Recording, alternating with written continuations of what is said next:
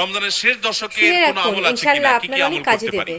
রমজানের শেষ দশক হলো আমলের সবচেয়ে গুরুত্বপূর্ণ দশক। ভাইরা আমার, নবী করিম সাল্লাল্লাহু আলাইহি সাল্লাম সম্পর্কে আম্মা আয়েশা বলেছেন, কানা ইয়াজিতাহিদু ফীহি মা লা ইয়াজিতাহিদু ফী গায়রি।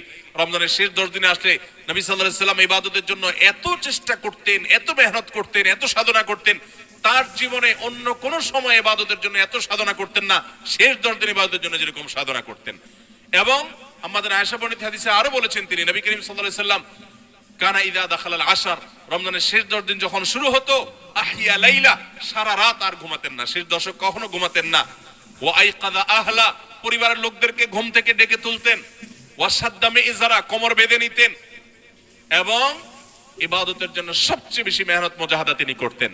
ভাইরা আমার, রমজানের শেষ দশক হলো ইবাদতের সবচেয়ে গুরুত্বপূর্ণ সময়। আমাদের বেশিরভাগ মানুষ ঈদের কেনাকাটায় আমরা ব্যস্ত হয়ে পড়ে, শহরের মানুষ গ্রামে যাওয়া ব্যস্ত হয়ে পড়ে।